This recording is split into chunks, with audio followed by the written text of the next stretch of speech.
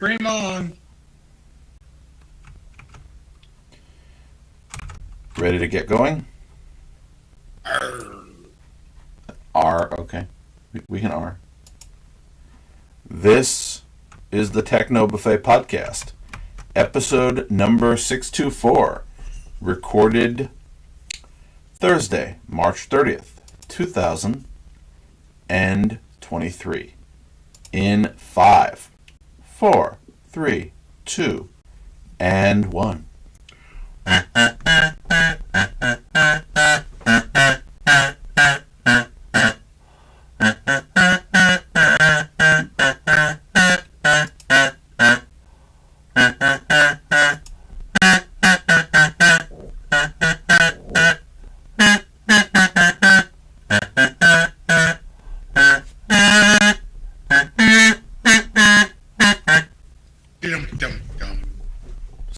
This week I could hear it. Yes, last week you couldn't, which is a shame because it was a really inspired piece last week that you'll never hear. I'll never hear it. Yeah. You missed all the inspiration.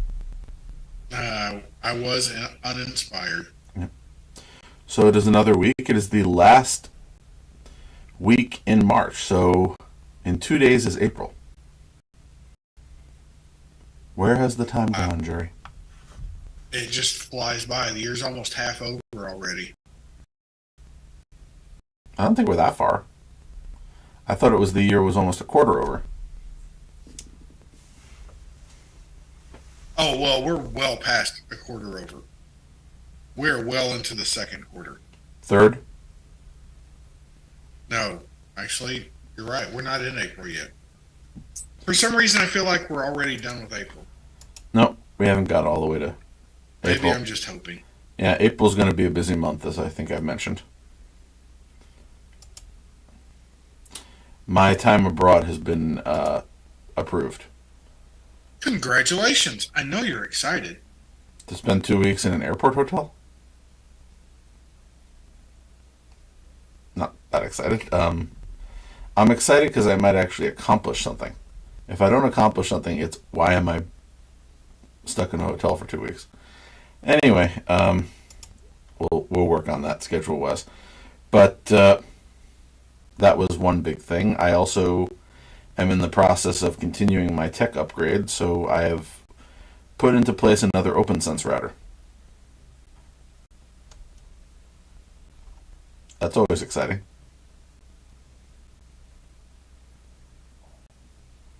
Lost Jerry, though.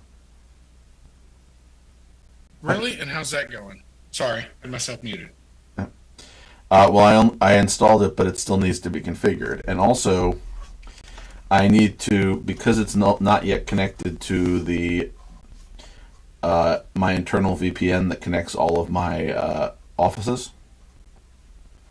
I have a travel router that I want to try to connect to the internal VPN. It's the perfect opportunity to configure the travel router so that whenever I go on the road, which maybe will happen more than once, but it will definitely happen for 14 days, I will be able to connect to the VPN and access my entertainments at home. Good. Assuming the hotel Wi-Fi is decent enough. Which is, of course, debatable. Well, hotel Wi-Fi being consistent is always debatable, isn't it? Anyway, that aside, that gives me a lot of projects to take care of over the next couple of days, rebuilding the reliability of the network here. Also, when I did the speed tests at the start of the season, I discovered that it is currently reporting in as 70 megabits down and 5.66 megabits up here. And I love. Have you ever noticed how most service providers say speeds up to? Yes. What I can't get a clear read on is what's the basement. Let's say that my number is 100, which it is not. It's actually higher than that. If my average speed is 20, is that up to 100? In the broadest sense, yes, but at what number do I have the right to say you're nowhere near what I feel like I'm paying for? Yeah. especially when the provider in question does have a 100 level, so I could probably save money. So they're not providing. They've bumped me up to a higher tier, and they're charging me for a higher tier, but they are not giving me the average of the lower tier. Seems like it's worth a phone call. I think they count on the fact that I, like many people, really hate talking to my internet service provider. Could be. But even in Queens, I just looked at the average speed loads for Queens. I'm supposed to have 1 gigabit symmetrical, and Yeah. and I run a speed test about once an hour using and that isn't perfect because it's done under load. But it's estimating about 800 megabits down and 300 up, which is, again, I'm willing to live with that. That's pretty good. Yep. Yep. Yeah, but here again, 76. So we'll see. So those are my outstanding projects. I replaced the server here last week. So essentially, I have new home automation servers, the computers that run the Home Assistant and other related applications in all 3 locations, and the oldest computers are going to be retired. So things are running nice and smoothly. And now I get to work on the Techno Buffet server, because this has reminded me that the people at Linode are raising my prices. So in April. By the way, if I've never mentioned this before, Linode is the provider hosting the Techno Buffet website. Nope, didn't know that. Well, I'm not necessarily failing to be worried about their recent acquisition by Akamai.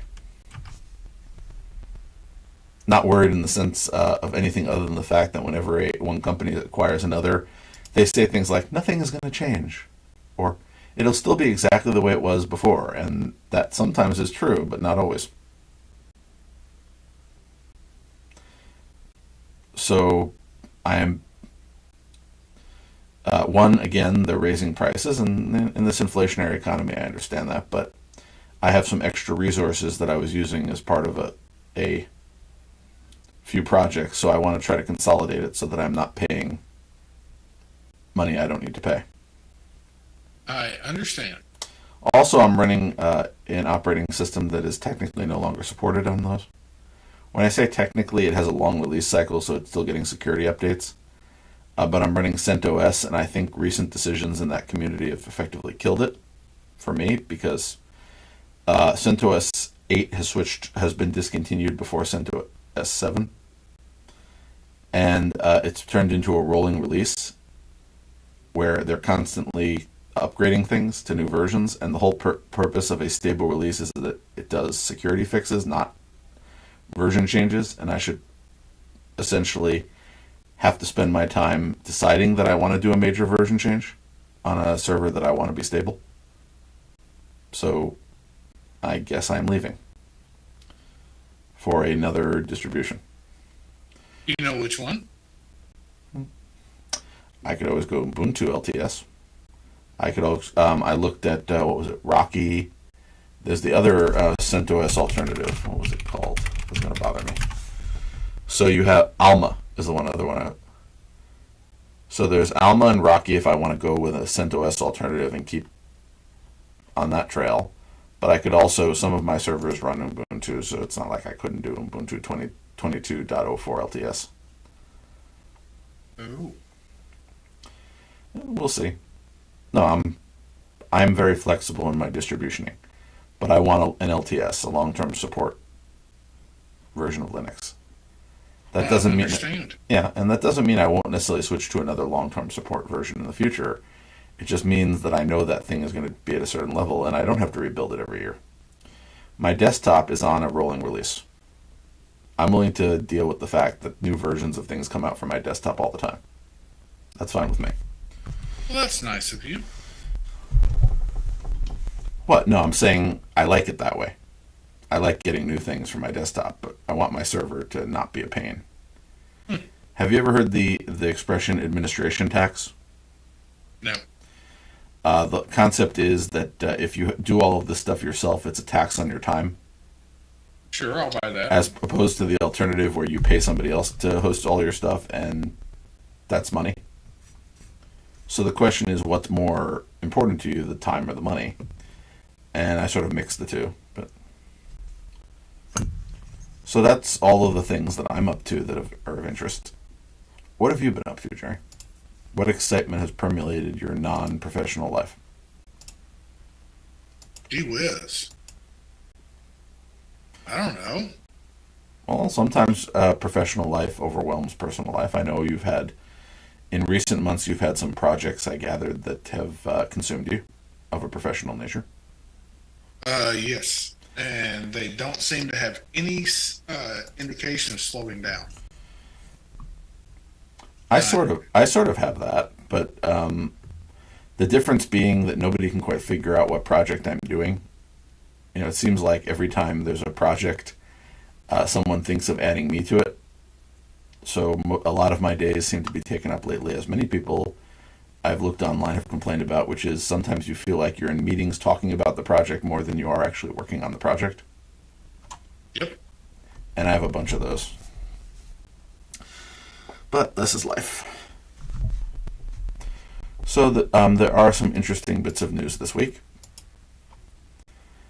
Really? And opinion pieces. And what? Well, I just couldn't resist putting in this editorial from the people at Droid Life who are saying that it's time for a droid to come back. Sure. And I don't disagree with them at all. Yeah, and if you remember, the Motorola Droid was actually my first phone when we started this podcast. Yep. Let's see, Jared. Do you remember what year that was? 20 something. Yes, it was 20-something. 2014. Try 2010. Oh, wow. We've been doing this a long time, haven't we? We have. Goodness gracious. Anyway, so I actually like that line. Now, the problem is, Motorola in recent years has made some decisions that I wasn't happy about, but they still do make some decent mid-range phones. But I think they could do something if they wanted to. And I think the Droid brand, which they probably still have licensing for, could do very well if they brought it back and had it in the same sort of vein as, okay, this is a great... it wasn't luxury line, it's like one step above mid. Is that high mid or low high? I don't know what you call where Droid positioned itself. I don't either. But they're right. We do need more. I agree with them. We do need more valid competition. Yeah, well, right now, outside of the Pixel line and let's just say the Galaxy lines, everything else is sort of not interesting. Yeah. No, you're 100% right. And again, I looked at when my father needed a new phone because and I told the story, his new hearing aids did not work with his Motorola because they didn't include the proper software support. I was looking at things like, TCI phones and all these other things, and, some of them got decent reviews. But nothing has quite captured the imagination.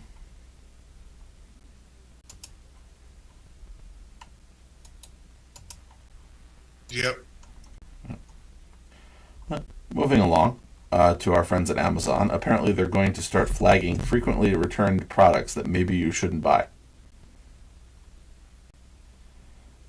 Which makes absolutely no sense to me on one level. Which is, if people are frequently returning an item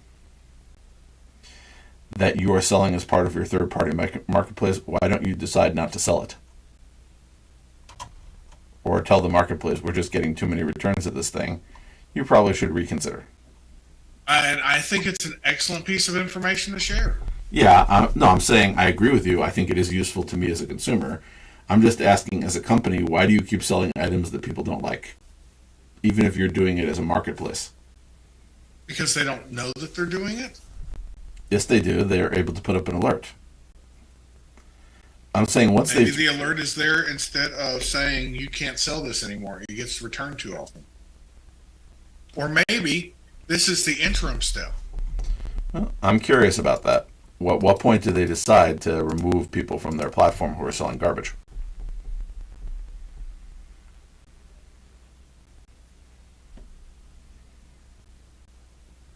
and my continual issues with mail order purchasing. Not, obviously more stuff arrives that is in good condition than not, but it's always an interesting conversation when something shows up wrong. Like, I ordered a water filter, one of the, like a pitcher, not one that hooks in, because the water filter that was installed here connected up to the sink is not working, so I figured I should have a backup. So it showed up. It's one of these like big ones with a spigot on the front that you pull the spigot and that allows you to fill the bottle. Okay. So it showed up, and I started putting it together, and I noticed something was missing. The spigot? Yes. Oh, that's cool. Not Easier really. to use, right? Well, it means that you could pour water, filter it, and then it would come out a hole in the front. What more do you want? It not to come out a hole in the front, except when I want it to come out of the hole. Oh, so now you got to be all picky. With all the water in a water filter not ending up on the floor, yes, that's usually a good idea. But it looked like they had given me an item that might have been previously opened. And, that's occasionally fine in a piece of electronics, but anything that handles food, I don't think I want previously loved. Although this was water, but still.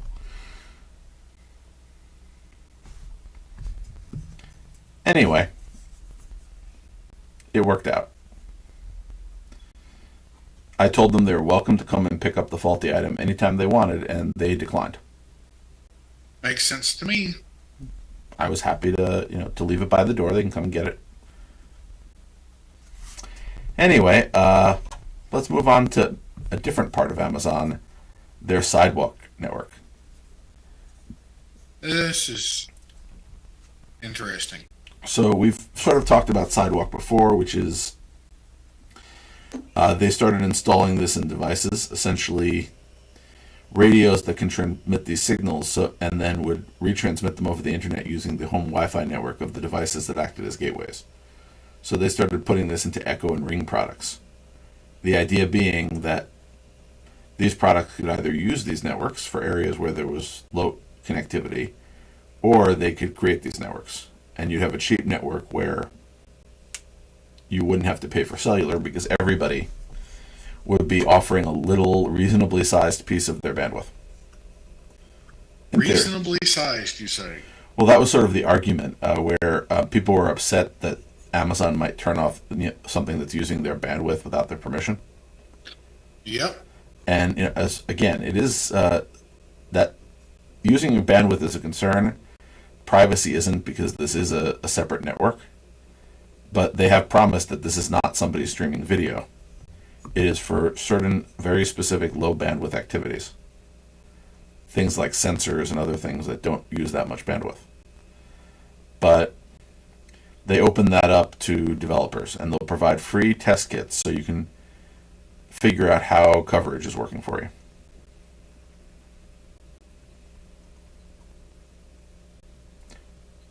Well, that's cool. Well, again, who wants to pay for an expensive cellular radio for, let's say, a sensor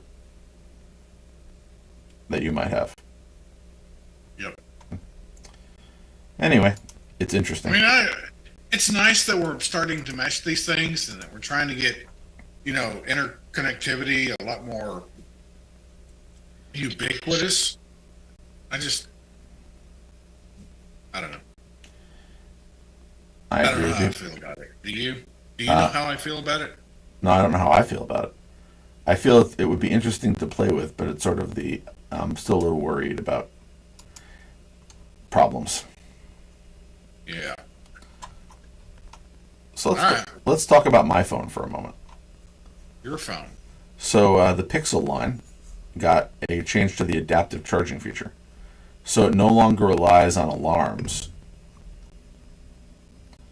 So the idea is that Pixel devices required users to set an alarm in order for adaptive charging to work.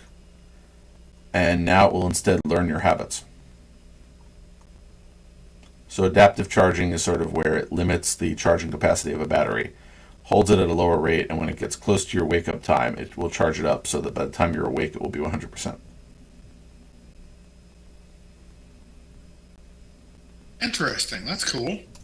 I thought it was a nice feature. Yep. In a sad note, Gordon Moore has died. Who's Gordon Moore?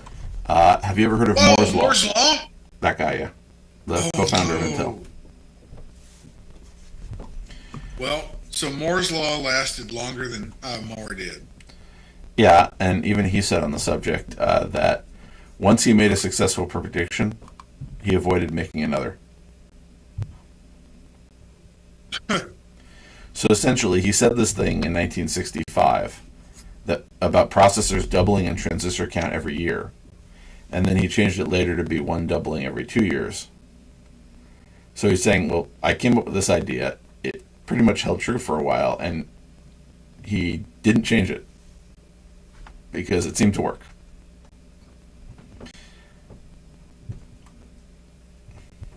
Either way, he was definitely a pioneer in the industry. Yep, he was. And we have a lot of Amazon news today. Amazon is shutting down DP Review. Have you used DP Review? I have. The very first digital camera that I bought because of DP's review of it. Because, oh my, DP Review did incredibly. Yeah, and what surprises me is that they didn't try to find somebody to buy it if it's a property they aren't interested in anymore. I guess, I mean, here's my theory. Yeah. One, nobody cares about these high-profile phones or cameras anymore because everybody uses their cell phone. Two, doing these in-depth reviews, because they do amazingly in-depth reviews, are getting more expensive and less valuable. Yeah. At some point, you just got to, cut your losses. I know. That's why I said I'm surprised that they didn't just try to say, fine, we understand this isn't our thing anymore. Does anybody want it? And even if they just said, we're just going, if anybody wants to continue it, we'll sell it for a nominal rate because otherwise we're shutting it down. There might be companies that would consider sponsoring it, or maybe it could make a go at it, with an advertising-based model. Either way, again, it's like 25 years of camera journalism? Yep. Anyway, sad victim of the recent round of job cuts everywhere. So moving back to Android and some simple features, apparently in Android 13's source code, there has been a reveal of Google working on using the brightness sensor to determine the screen's initial brightness.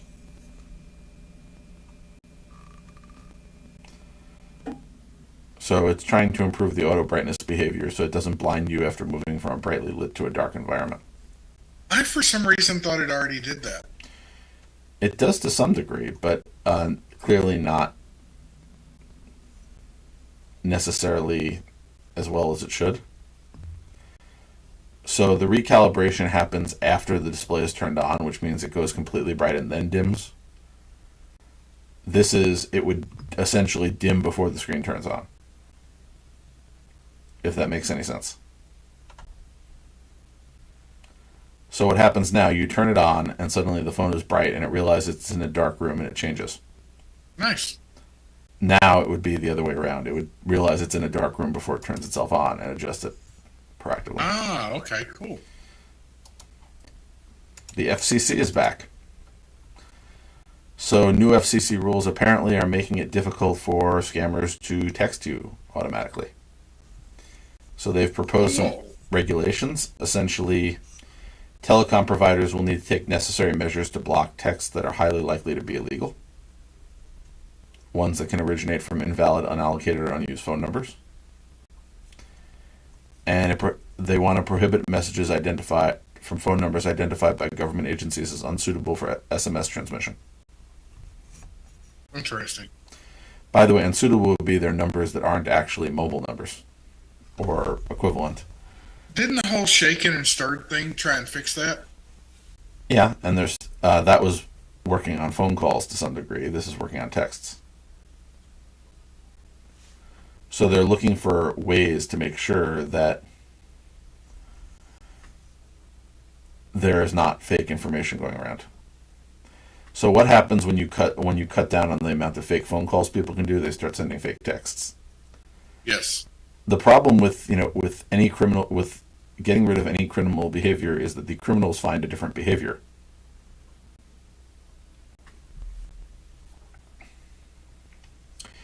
And I know this because somebody called me. What was it, yesterday? They said, "Who are you? You've been calling my phone all day." I said, "No, I have no idea who you are. I haven't called anybody all day. I have a job. I work. I don't use my cell phone while I'm working." They said, "Sorry." I said, "Okay."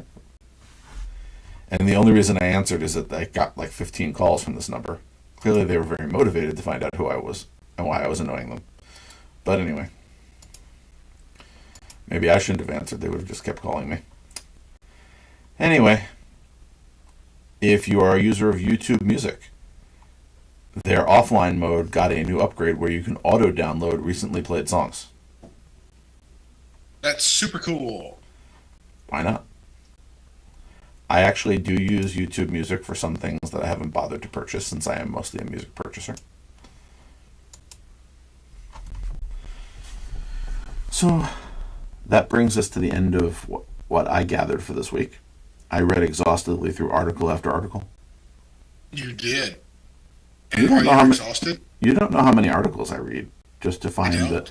just to extract the pearls of conversation that we have every week. I think you do an amazing job and I'm proud of you and appreciate you.